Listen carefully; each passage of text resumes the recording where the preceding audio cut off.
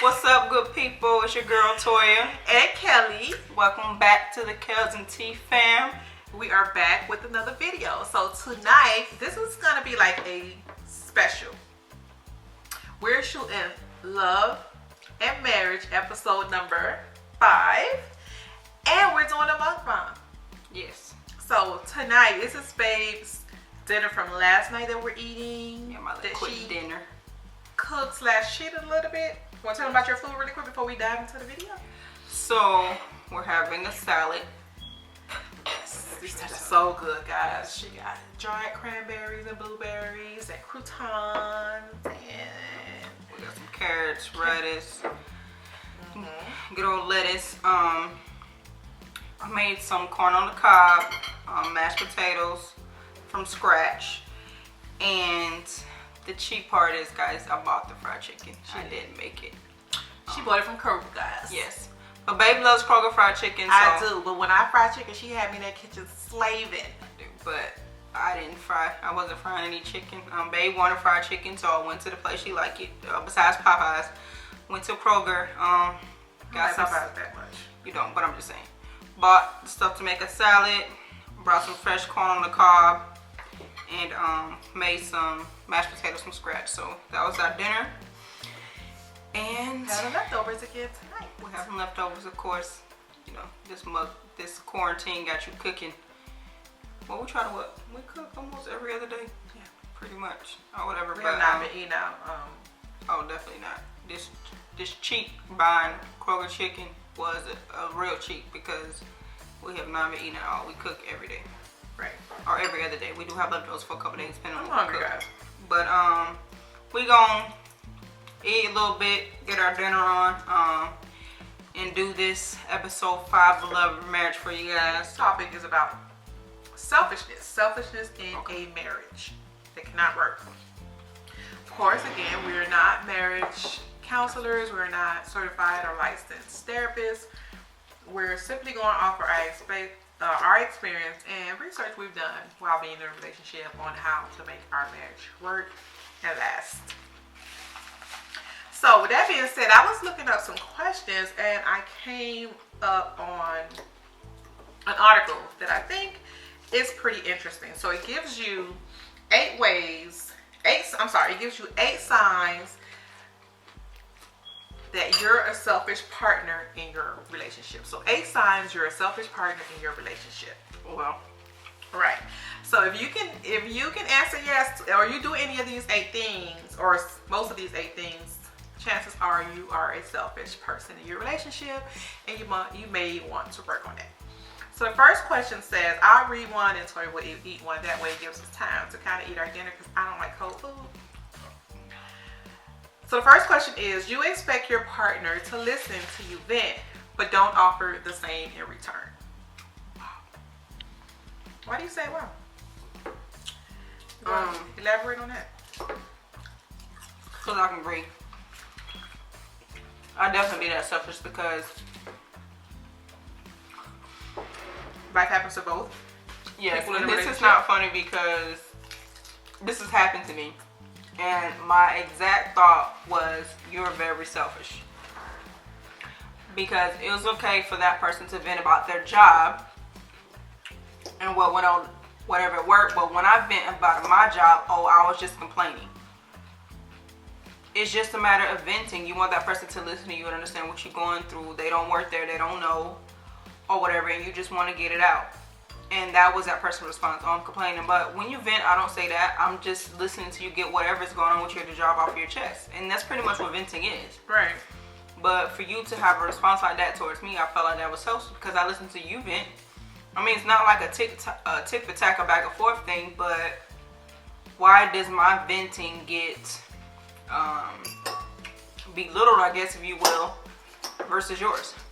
So I've been there, so I definitely agree with that. So if you're in a relationship and you want your partner to listen to you vent during those times when you feel overwhelmed and you just need to share, you need someone to offer you some words of encouragement, words of comfort, you got to do the same in return. That's it, period. Period. So, question number 2. Shouldn't be asked. give your partner the silent treatment instead of tackling difficult conversations in a mature way? I can agree with that also. I agree with that also. If your partner's oh, go ahead, babe. So for me, I am the type of person where I can tend to give off the silent treatment. But for me, it's only so that I calm down, cool down, don't say anything that I'm going to regret, and we can have that conversation later. Is that fair to say? Mm-hmm. So I think that honestly is something that I can probably work on. Would you agree on that? But I tend to have a temper sometimes, not all the time, but if I'm very passionate about stuff and I have a horrible habit of waiting on things to kind of build up, and at that point I'm ready to explode. So hey, okay, I know you really want to talk about this, but I need some time to calm down and cool down, and I can work on come that. on, definitely, because I'm the opposite. Really, babe? I want to talk about it now. Now, I don't care what you're doing now. So You're in the shower now. I have to learn. I'm still learning. I'm getting better. I think that that's one of the situations where compromise comes in, and not be selfish. I understand my wife's ways or whatever. She wants to calm down and process things, and versus everything I'm going to be talked about now, I just can't be talked about now. I need to give her that time so we can have a mature adult conversation about whatever the difficultness is, or whatever that conversation or that situation came about that we need to talk about. So that being the silent treatment is like, it can be selfish, but you also have to understand your partner and how to deal with things and when to come to them about those conversations. I don't think it's selfish if you, sorry to cut you off, I don't think it's selfish if you come back to it. Right. You get what I'm saying? It's That's what I'm selfish saying, if you it's just kinda- like silent treatment, I'm not dealing with this anymore, period. Right, and need to say, I've dealt with that before too. Like, it be, you say what you gotta say, and then when I want to talk about it, you have nothing to say. You can say everything you want to say, but when it's my turn, oh, you're done with it. That will be a situation where that is selfish.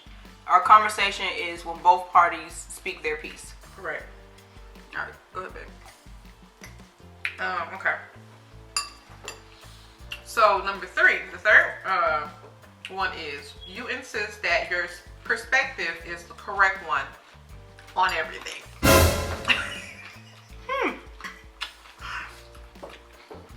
Well. You know that one was there, did you? I did. I read it. Oh. Did you laugh as hard then too? Mm-mm. Y'all, she's laughing because my wife thinks she knows everything. And sometimes you gotta bring her back to reality that she doesn't know everything, and some people's other perspective about the situation. Maybe you're right. Right. Yes, the response. Cause my wife know everything. I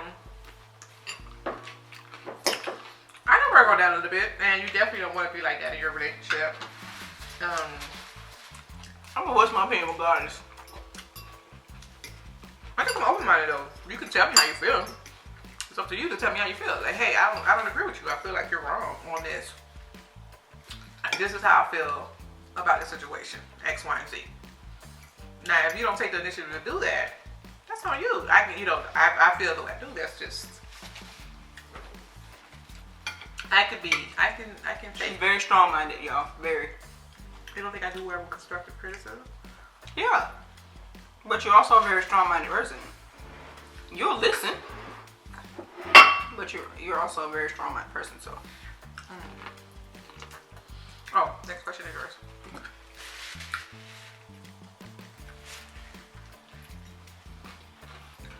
You routinely accuse your partner of being the selfish one in the relationship.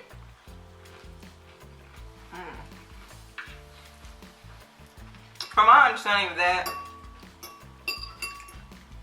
probably the stuff you're doing, the stuff you're complaining to them about that they're doing that you feel is selfish, chances are they probably doing it. You're doing the same thing. My grandma used to say that all the time. People don't accuse you or suspect you of doing things that they're already doing themselves. So if someone's accusing you of being selfish, you're saying that it's fair to say, and you agree with the article, that's because they're selfish themselves. Or they're the actual selfish person in the relationship. Yes. Okay. Guys, comment down below. Let me know if you agree with that. So, for me, I kind of agree, but what if that person is a selfish one and you just, you're letting that person know, hey, I'm always the one. Sometimes that is the case to meet you. Yeah, to meet you halfway. I've always been open. I'm always open to compromise. But you're not giving me the same in return, and you're very selfish. That doesn't make that person a selfish person because they're pouring their heart out to you and pointing out that they're willing to work and do whatever it takes to make the relationship work, and you, on the other hand, are not. So that's also the case. That's that can go either way. Right. Sometimes that actually is the case also. So you both have to be willing to compromise. Period. So the next one says, are you done, babe? Yeah, go ahead. The fifth one is, you get pissy when your partner makes plans that don't involve you. I don't necessarily think that's selfish. I think that's controlling. I guess that kind of involving on selfishness a little bit. I guess if you do it all the time. You guys know from my previous videos, we don't have that issue, so. Whatever. But I would say that I can understand how it comes across. It can be selfish though. It can be selfish, especially if you're going out with your friends all the time. Though. All the time, and every time this person want to do something, you get a problem with it. Or you have a problem with it. That can't be. That is selfish. Oh, you saying it since it's okay if you do hang with your friends, but not me. Right.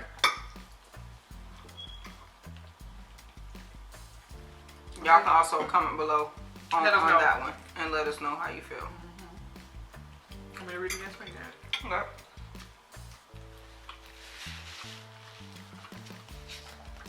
This is interesting, guys. This one's interesting. You're overly critical of your partner's friends and family.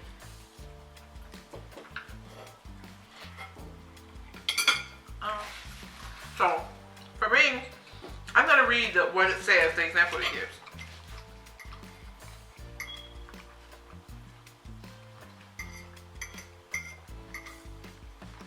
It says, occasionally, baby, read it.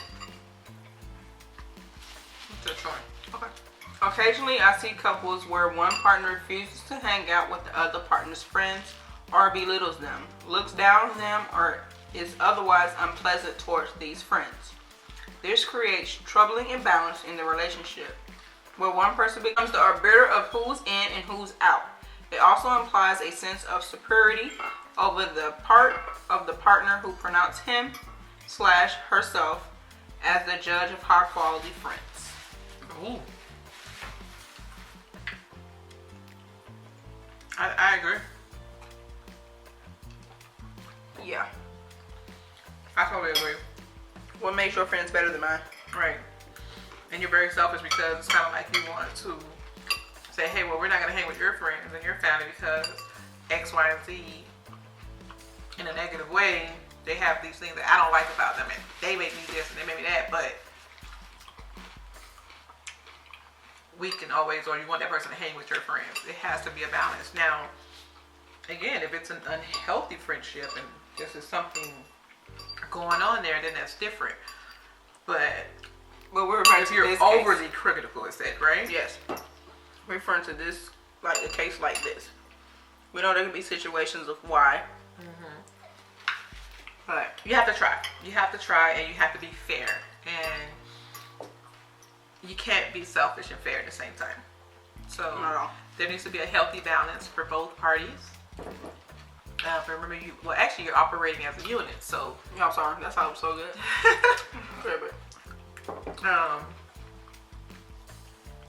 you want that person to feel like their friends and family are important, and so just as important as yours. Exactly. Okay. Next question. Speed it up a little bit.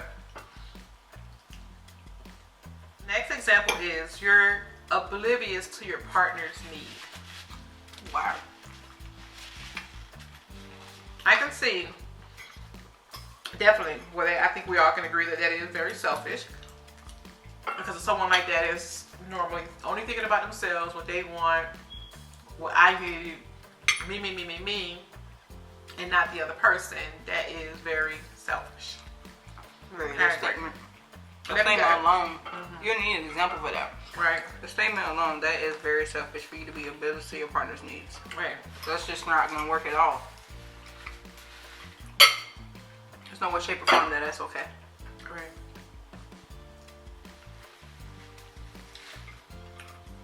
Ooh, this one is spicy. This last one, yeah. That's the last one. Alright, last example, guys. When you don't get your way, you threaten to end the relationship, or even if you do not mean it. Wow. First of all, besides selfish, that's childish. Very much so. And what you're doing in the long run is hurting yourself, because that person's going to get used to that now, because we all, as humans, are creatures of habit. So if you keep breaking up with me and making me feel like you're constantly going to leave me, I at some point, I'm going to be okay with that, because I'm preparing myself for that, because you're constantly doing that to me. Because every time you enter the way, you threaten to leave me? Right. So, and that's very selfish, because you wouldn't want nobody treating you like that in return. You wouldn't want anyone, every time you do something that doesn't sit well with that person, they like, you know what, I'm leaving. That's very unhealthy, selfish, toxic, all of the above. Seriously. Yeah. So, yeah. So pretty much, to sum this up, being selfish in relationship, marriage, whatever the case may be, it doesn't work. You have to compromise. Like, it's not my way or the highway, or whatever saying that you can relate to when it comes to compromising with your partner. Just being a selfish, and there are a lot of selfish people in this world, period. But giving these 8 examples, just to, like my wife said, if you could say yes to any of these. So, go ahead, babe. So if you could say yes to any of these, or you see yourself in some of these examples, yeah, you may have some work to do again. No judging. No judging. All this is our opinion, or whatever. But definitely, you might need to work on some things. Absolutely. And hopefully, if this is just a reminder, maybe this is some stuff your partner's already told you. And sometimes when hearing it from someone else confirms that you're actually doing that thing. So you might, excuse me, y'all. You might feel like, oh, they're just overreacting to certain situations, but if this replays into your head with something that you've done before, or currently doing, or continuously doing, just might want to take a look at it. Right. Or whatever, because nobody wants a selfish partner. Definitely not. I know I don't. Or just have the conversations that need to be had. If your partner tells you you're being selfish about certain, don't get defensive. Have the conversation about it. Figure out what makes them feel that way. Right. That's most important. It doesn't have to be an argument. It doesn't have to go to straight being defensive. Figure it out together. They're feeling this way for a reason. So, mainly everything goes with communication. So just talk about it. That's my opinion about it. That's how I feel about it. You don't have to be selfish. You might not even realize you're being selfish. Just have that conversation. And if you feel like some of this stuff's happening to you, talk to your partner about it. Let them know this is how I feel. I feel like certain situation you're being selfish, you're not compromising, and sit down and have a conversation and talk about it. What do you think, babe? I agree. So, there's always anything else? When you love someone, you're in love with someone and you're in a relationship, whether it be dating, engaged, and or married, don't be afraid to go the extra mile. Don't be afraid to say, well, you know what? I don't want to work on this. Work on it. Talk about it. Say, hey, when I do X, Y, and Z, does it make you feel this way? I saw this video. Or you don't even have to tell me you saw this video. Just think about, retract and think about your actions and say, you know what? Well, that does seem a little selfish now that they put it that way. And I do feel like I do that. I need to work on that. And no judgment, of course. Oh, definitely not. Nobody's perfect, definitely not. So this would be the perfect time to be doing that while we're in this quarantine. Right. And all with our Love and Marriage series, our videos, we always hope to help somebody. That is our goal. That is our goal. Like I said, we're not professional. This is more our opinion situation we've been in. We agree with some of these examples. That's why we read them off to you guys. They were good examples to see and understand if you are being selfish or somebody's being this way towards you. That's pretty much it. Yeah. Anything else? No. Communication. What? Communicate. It's your best friend, y'all. I'm telling you. Well, guys, thanks for watching. We hope you guys enjoyed this Love and Marriage episode 5/mukbang. Oh yeah. Mukbang. Yeah. This is a little different, but we had to get episode 5 out because we know that we're a little behind. Definitely. And we had to eat dinner, so it's 2 in 1 real quick. right. But if you're new to this channel, guys, thanks for watching. Hit that notification bell for our future videos so you'll be notified when they're uploaded. Our returning subbers, we know we love you guys. We love y'all. Thanks for rocking with us. Absolutely. Definitely. And like, comment, and share. definitely like, comment, share. If you haven't already, new subbies, go ahead and hit that subscribe button. Do that first, matter of fact. Like, stop what you're doing. Like right now. Stop what you're doing. Go ahead and do that. We're gonna try to finish up this last bit of food we got, and we'll talk to you guys soon. As always, Live life boldly. Peace.